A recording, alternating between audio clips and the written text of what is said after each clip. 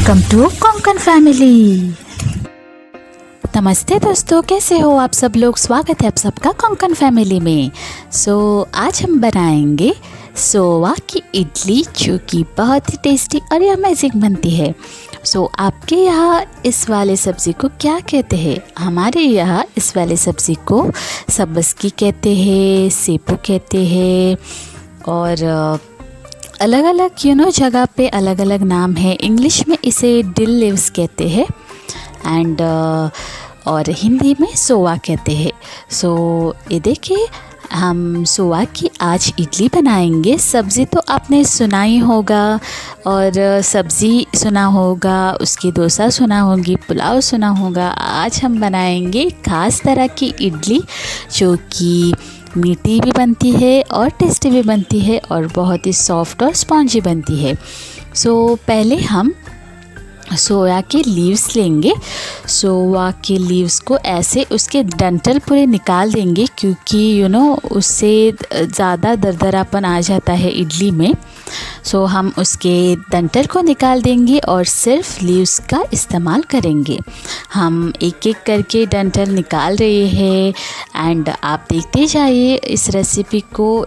ये रेसिपी बहुत आसान है और आप कुछ ही मिनटों में बना सकते हैं।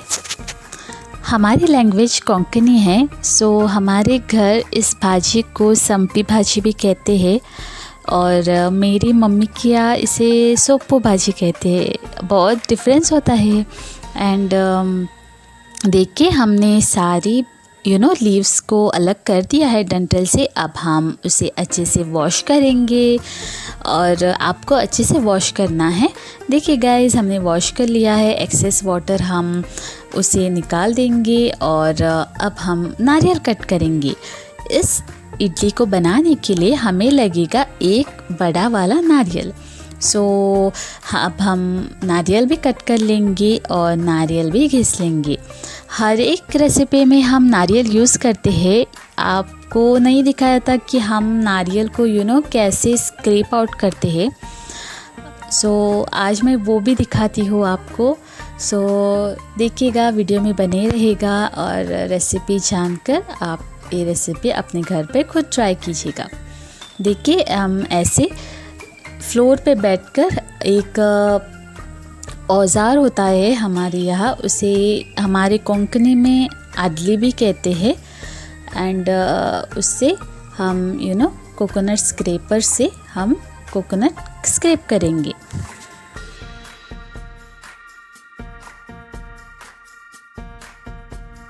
दोस्तों, आप अगर ये वाली इडली बनाएंगे ना, तो सब उंगलियां चाटते ही रह जाएंगे, क्योंकि इस वाली इडलियों को ना बहुत ही पसंद करते हैं सब लोग।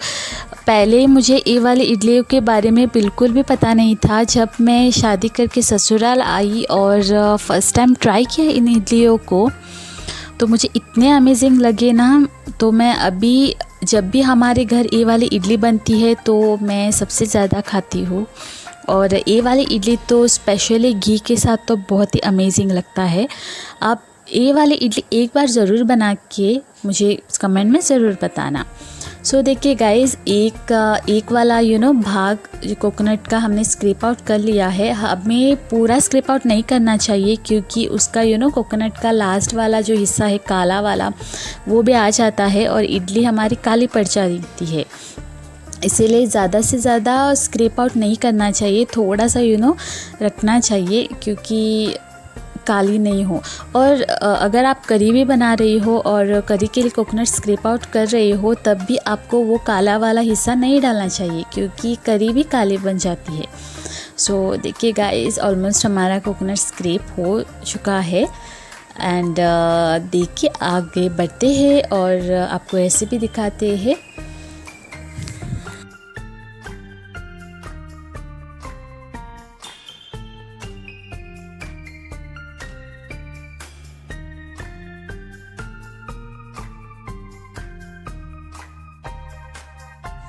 दोस्तों, अब हम मिक्सी जार में सारा ग्रेट किया हुआ कोकोनट, जो कि है नारियल, डालेंगे।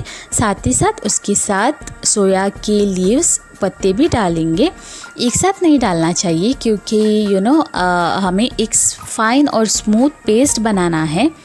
इसीलिए आपको थोड़ा थोड़ा करके डाल सकते हैं। अब आधा लीव्स हम पहले डालेंगे और बाकी का नेक्स्ट टाइम जब सेकेंड राउंड के लिए डालेंगे। थोड़ा सा पानी डालेंगे, ज़्यादा नहीं, क्योंकि पत्ते में ऑलरेडी मॉइस्चर और पानी होता है और ज़्यादा पेस्ट भी पतला नहीं बनाना चाहिए। आपको वीडियो में जितनी कंसिस्टेंसी दिख रही है वैसे ही बनानी चाहिए। ये देखो ऑलमोस्ट मिक्सी जार फुल हो चुका था, इसीलिए हमने आधा कोकोनट वाला पेस्ट निकाल के रखा था और आधा सेकेंड टाइम हम ग्राइंड कर लेंगे पत्ते के साथ। ये देखो पूरा ग्राइंड हो चुका है और पेस्ट की कंसिस्टेंसी कुछ इस तरह है, ज़्यादा पतला भी नहीं और ज़्यादा गाढ़ा भी नहीं। अब हम इडली रवा, जो कि है मार्केट से मंगाया हुआ इडली रवा, हम यूज़ करेंगे। थोड़े लोग घर पर ही इडली रवा बनाते हैं, चावल को भिगोकर और सुखाकर उसका रवा मिक्सी में दरदरा सा पीस के निकाल देते हैं।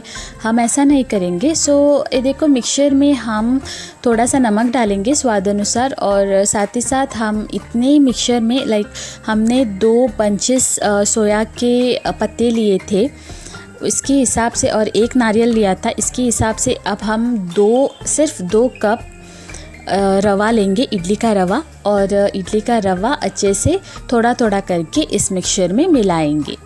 सो आप कौन सा भी रवा यूज़ कर सकते हो, अच्छा होगा। अगर आपकी इडली सॉफ्ट और स्पॉन्जी होनी चाहिए तो आप बारीक 0 साइज़ रवा ही ले ले। ये देखो हम थोड़ा थोड़ा करके रवा मिक्स कर रहे हैं मिक्सचर में एंड ऐसे आपको अच्छे से मिक्स करना चाहिए, कोई लम्स ना हो, सो दैट आपका इडली का बैटर एकदम स्मूथ बनकर रेडी हो जाएगा।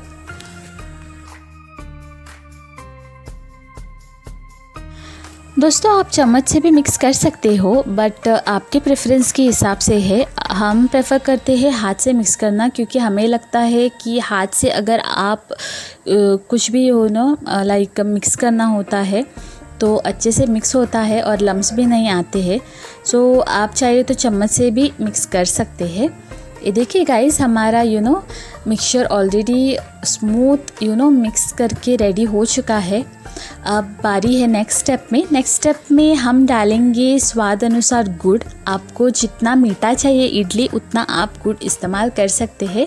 अब हम मिक्सचर को ढक के रखेंगे और साइड बाय साइड हम गुड़ को स्क्रैप आउट करेंगे। गुड़ को अच्छी तरीके से पतला पतला कट कर लेंगे और आपके फैमिली के हिसाब से अगर मीठा नहीं पसंद है तो भी आप इडली ऐसे बिना मीठे वाली भी बना सकते हैं, बट मीठा इडली बनाओगे तो बहुत ही अमेजिंग और टेस्टी बनती है। सो आपको जितना चाहिए आप गुड़ स्क्रैप आउट कर सकते हो। मैंने लगभग 1 कप गुड़ लिया है। सो देखिए गाइस, अब हम ये थोड़ा थोड़ा करके गुड़ को भी इस वाले इडली वाले मिक्सचर में मिलाएंगे।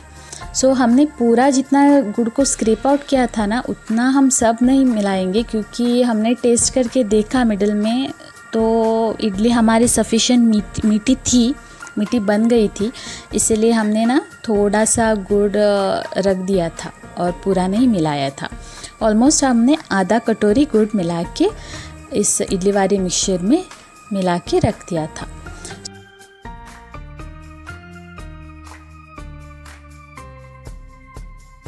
दोस्तों अब हम इडली स्टीमर को गैस पर रखेंगे और इन इडली वाले कटोरीज को ऑयल से ग्रीस कर लेंगे।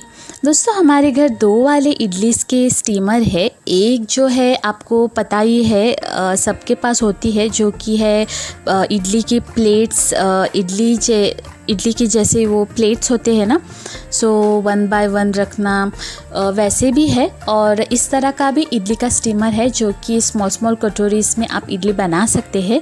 जब भी हमारे घर ऐसे कुछ इडलीस बनते हैं तब हम इस स्मॉल कटोरीज वाले इडली के स्टीमर का यूज़ करते हैं।